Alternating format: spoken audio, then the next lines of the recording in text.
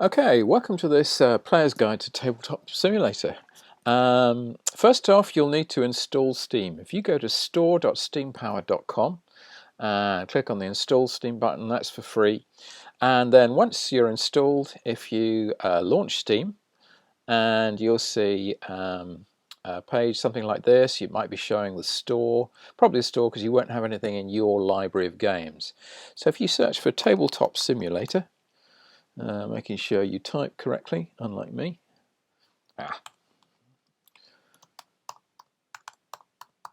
And it'll start to come up. Click on the image. As you can see, mine's already installed, but you'll be able to click on an install button there. Currently at time of recording, which is June 2020, this is on sale at $14.99 from about £24. So worth grabbing. Okay.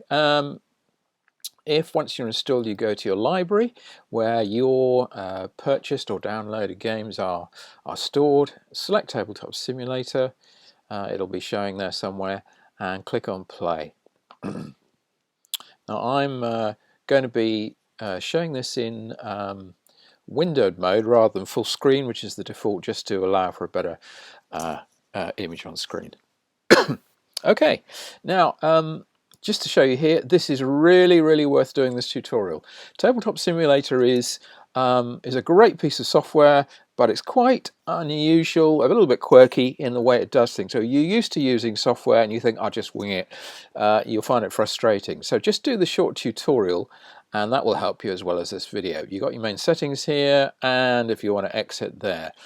Currently, I'm just going to set up a solo game, so as if I just want to play myself online. I'm going to click on Create and select Single Player.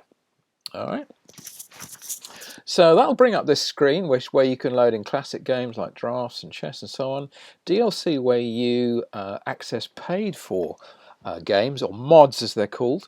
The workshop where most of the stuff is free. As you can see, some of the things I've downloaded, everything from classic Avalon Hill right through to all sorts of miniature games and so on, and my save load area. I'm just going to go to the workshop, okay, and I'm going to select browse. Now here what you're seeing is stuff I've downloaded. Alright, so I'm just going to go through and search for something. So you might want to search for a mod of some kind. So basically this brings up the workshop for Tabletop Simulator. Okay, now you might find it easier to browse this on on your browser. So you go to store.steampower.com and you search for Tabletop Simulator like we did before, and that brings you up to this page. Now to find the workshop, you can scroll down the side here, not in this first panel where it says Steam Workshop, but further down the page in the second panel, visit the workshop. All right, and you can access and search for and browse and subscribe to, so you can download games, mods, as we said, through here. So if I just do Bolt Action, because that's a miniature war game, and I'm going to try and download something I've not downloaded before, the Italian. So here you see this little green button, that allows you to subscribe. So this is the browse view, which I can look at various different things. I can click on this item here and see more. Often there are a number of different screenshots. I can read about the mod, and I can click on subscribe, okay, and then it ticks that and shows me that I'm subscribed. I can unsubscribe. So basically I'll now be able to go to Tabletop Simulator. Remember, I could have browsed here alternatively and selected Bolt Action and so on. I'm going to click here to go back to the game. All right, so now when I go into the workshop, now I've got several pages here of stuff I'm in the middle of downloading, and of course I should have probably cleared this out, but never mind. And somewhere here we will find Bolt Action, Italy, under B, of course, duh. All right, so I got to click on this. Are you sure you want to load Bolt Action Italy? Yep, I do. So this is just, this isn't a full game. This is just some a sort of temporary table and some miniatures for playing Italian troops, as you can see, probably in North Africa. Now, a couple of things to bear in mind. You'll often see this screen when you come to load a mod. Basically, this means that some of the models or textures or stuff to do with the mod aren't there. And it's always worth clicking the import button once, It's sometimes it will have found the texture, and it's saying, do you want to update the others? Yeah, go yes for that, go to update. And sometimes it won't work. So you just cancel that, and there's one more here. It's going to try. Are we going to be successful? No, don't worry. Often they're replaced by the software itself. All right. So I'm going to leave that there, but that's how to download your first mod. And of course, it'll automatically be saved in your workshop area. This is just a quick summary of stuff you've loaded recently, and then I can go back to it and it'll be automatically updated. If I want to save that, I'll come back to that in a minute. Okay, so what I'm going to do is I'm going to load one I prepared earlier, as they say. Creation. So my save load area. You can create folders, as you can see. I'm going to load the mod that I've created for a tabletop war game called Airfix Battles by Bodifius. And I'll try and put some links under the video in YouTube when I upload it. So here we are. It's loaded in all the stuff. We can see we've got a table, a board, some cards, dice, some miniatures, tanks and infantry both sides, and I'm going to show you some basic controls then for using Tabletop Simulator. All right, firstly, you can use the W, S, A and D keys to move forwards and backwards for W and S, sideways, left and right with A and D, and I can rotate with the Q and E keys. I beg your pardon. Hang on. That's not the rotation keys. Sorry, I can use the arrow keys on the keyboard to rotate. The left and right keys rotate like that, and then I can change the camera angle with the up and down keys. All right. So also I can change the camera position if I right click and drag around on the so basically your right click and mouse drag can replace the camera's position keys for arrows. So if I want to go over to one side like this, I can come in here and zoom by going in with the WSAD keys, and I can click and right click and drag using this. So I'm going to go in a bit closer. I can also zoom in like this using, if you've got a scroll on your mouse, a mouse wheel, you can scroll that, so that's really handy. Okay, now if I want to select a figure, I can just roll my mouse over. Now notice the figures are highlighting as I roll my mouse over to show there's the ones I can act on. I can left click and drag and it will move. Or I can use a marquee box to click and drag around a number of figures, click and hold the mouse button down and move them and drop them down there. Let go. I can also, if you see, if I do this, pick this tank up here, if I want to change its orientation, I can use the Q and E keys. All right, I'm not even having to click. If I do actually click and hold, it does the same sort of thing. So it doesn't really matter. You just need to be pointing to it. With this, the way this tank is set up, if I point at the click and point at the turret and use Q and E, then it rotates the turret. Some models are fixed, but others aren't. So if I wanted to, say I've taken a casualty and I want to delete, I just roll my mouse over and hit the backspace key on my keyboard, and that gets rid of it. Now let's say I make a mistake and delete too many. Up here we don't have an undo key, but we have a rewind key, and this rewinds once. Okay, just note here as I keep rewinding.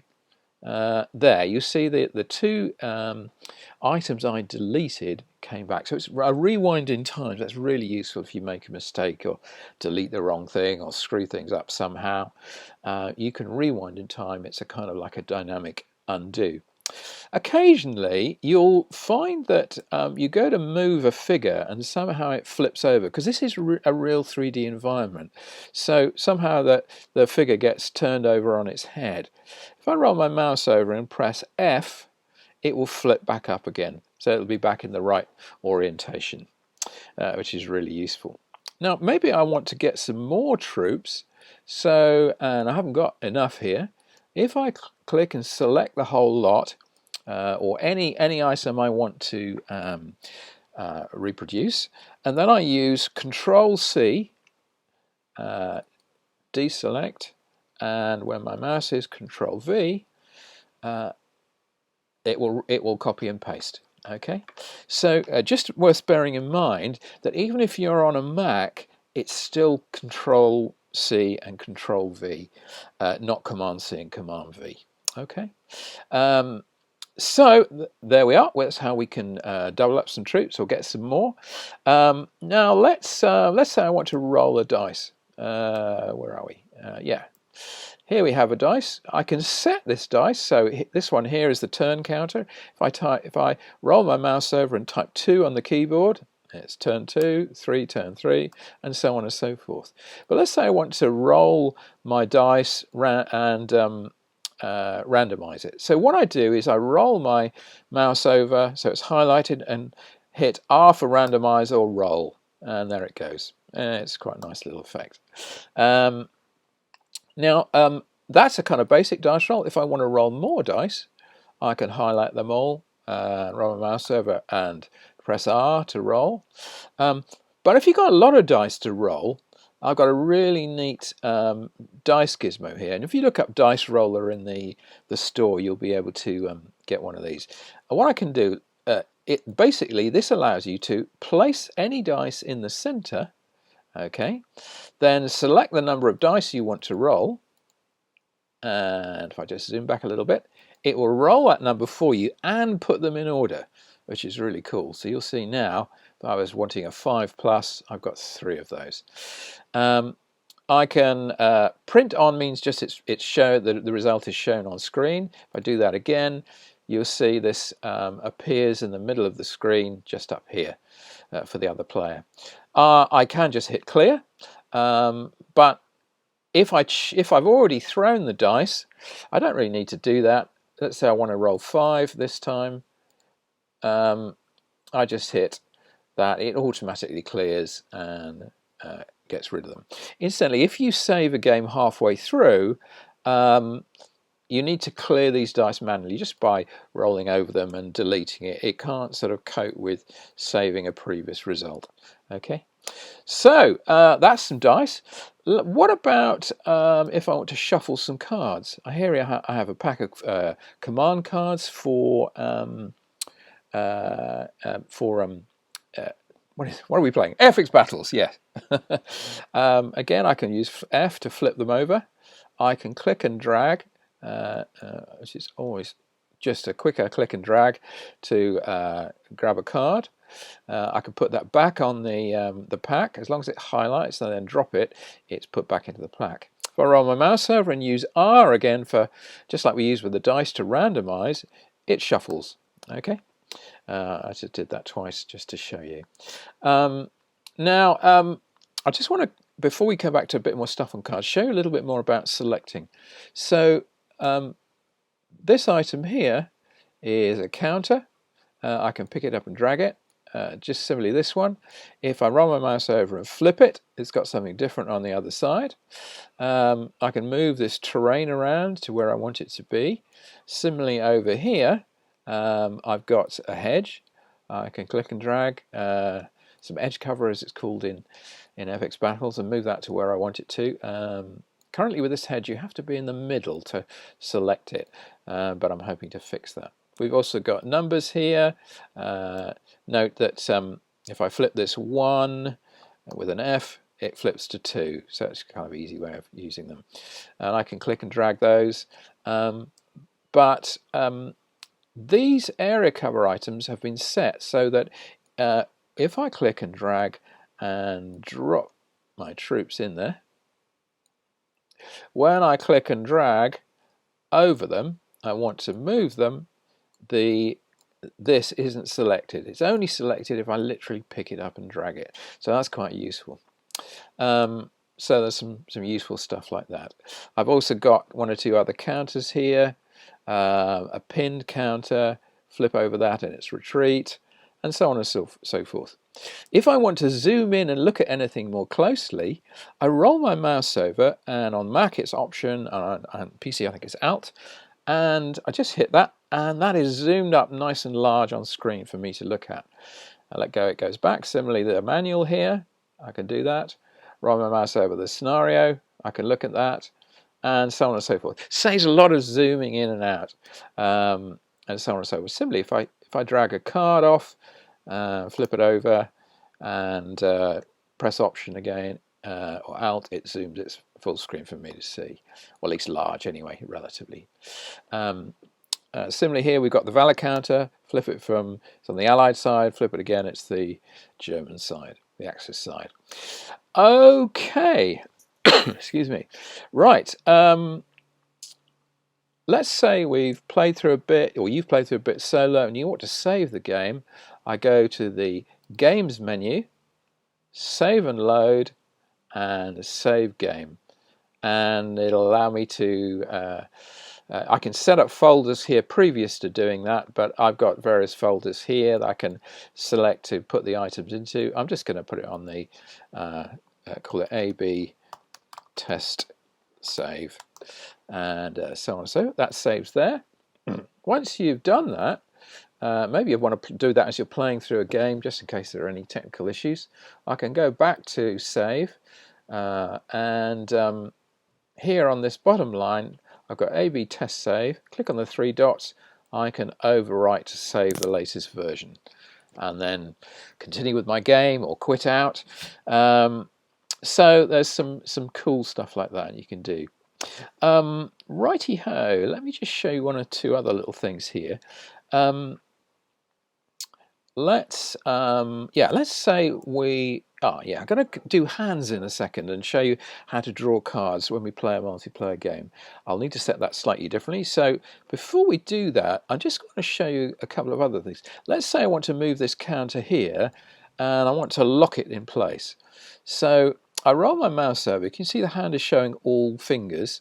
All right. If I hit L on my keyboard, it locks it in place and it can't be moved by dragging or by clicking like that. Whereas, notice my finger is showing, my hand is showing one finger. If I roll my mouse over again and hit L, then I can highlight it and remove it or move it around. So that's how you lock things in place in case you want to do that. Or if you come across a mod where something won't move and you want it, try rolling your mouse over, clicking L. It's probably locked and needs unlocking. Okay.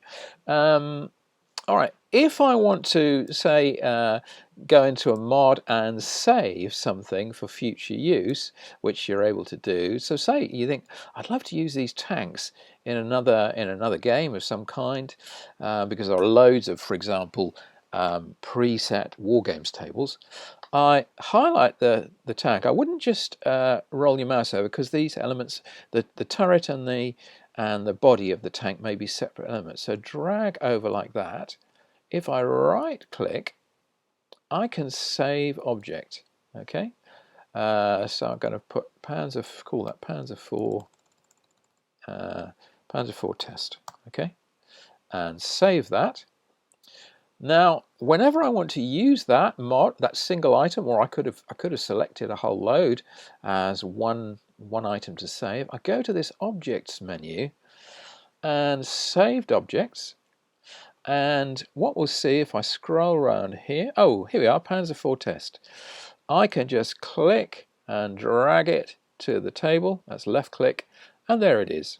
Ready for me to use again in a different mod. So I could do that with a load of those Italians, for example, if I wanted to do that. All right, and I can save items of scenery or on figures and so on and so forth. I won't go too far into that because as a basic player, you're not going to need too much information like that. But it's good to know that that's possible to do. Should I want to at any point resize something, I don't mean to look at it, but on the table I can use the plus and minus keys on the keyboard. You won't normally need to do that, but it's just useful if something comes in at a quirky sort of size. Okay, I'm going to go, I just mentioned to you, got some options here. information, etc., etc. And down the bottom here is useful. It's a little summary. Oh, sorry, no, that's not where the summary is. I'll check that and put that in the notes below. Oh, yeah, one thing I just thought to mention. You may want. Do you remember about rotating? If you find that you're remember, I've got my mouse clicked and I'm just hitting Q and E over this item. If you find that things don't rotate in the kind of number of degrees you're finding whilst I'm just tapping here, go up to this item here, click on that, and that toggles through a number of different rotation degrees, and you want it on 15. Okay, so let's go back to the main menu. Oh, help menu here. That's where you get the keyboard shortcuts. All right, that's really useful. So if I go to the menu here, and I'm going to go to the main menu. I sure want to exit. Yep.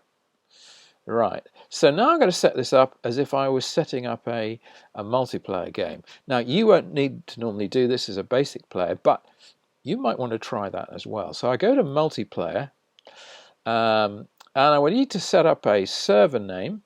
Okay, type one in there.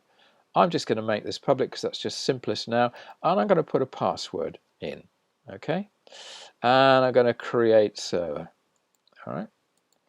So basically, what would happen then is if I was, if I go out again, if I was wanting to join a game, okay, so maybe I want to find the Warfield server that my friend has set up, or I've got a friend who wants to do that for me, then what I need to do is join a server.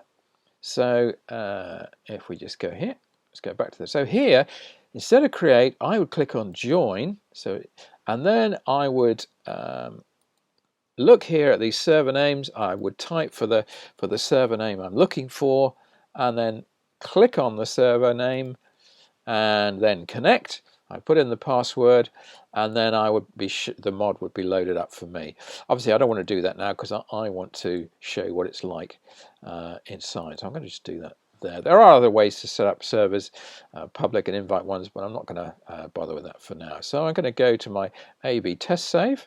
All right, because we were halfway through a game, weren't we? Just let that load in. Okay, so now up on this right hand side, this is where you see the players in this game.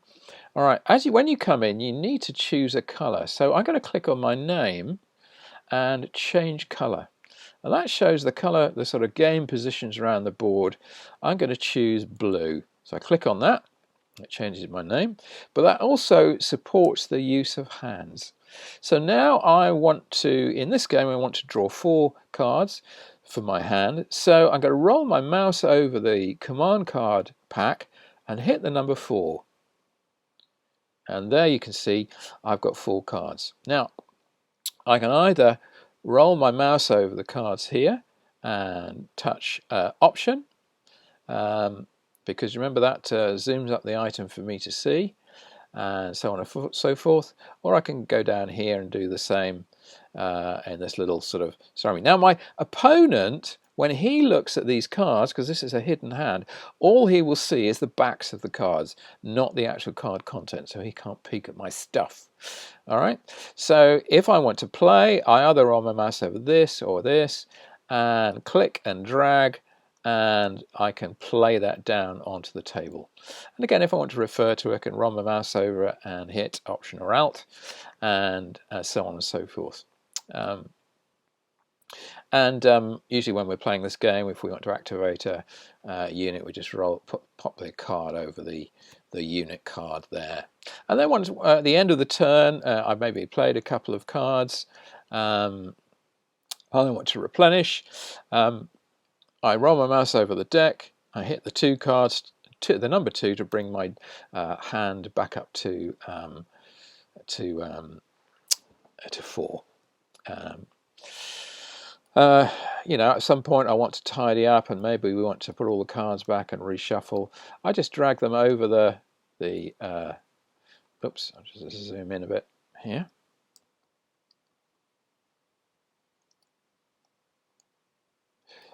Just going to rotate the card using Q and E, flip it, and put it back on, and then I can reshuffle. Okay, so there we are. That's sort of using a multiplayer setup and hands and so on. So how to draw cards, how to play them. Now, one important thing about multiplayer is how do you talk to each other? Now, Tabletop Simulator has some sound controls in it that you can use. My experience of this is it's a bit glitchy and sometimes doesn't work, particularly if you're if I have a player on a Mac. There's something that's a bit unreliable. So what we've done is the people I play with is we've often used a WhatsApp call. So set up a WhatsApp call, just an audio one. You can add in people to that call. It could be one-to-one, or you can have several people in a group. And therefore, if something goes wrong with Tabletop Simulator, the advantage of not using the inbuilt sound in TTS, as it's abbreviated to, is that you, if Tabletop Simulator goes down or is a technical issue, you've still got sound to arrange how to fix it or how to relaunch. Other people use Skype. We've also used Zoom, turned off video and just had a group audio call. I think that uses probably a little bit more bandwidth than WhatsApp, but if you don't know the people, you don't have to hand out your phone number, and therefore that's perhaps a bit more private. People also use something called TeamSpeak, and a very popular one is something called Discord, DISCORD. That's for, I think, a general computer use, a bit more complex to set up.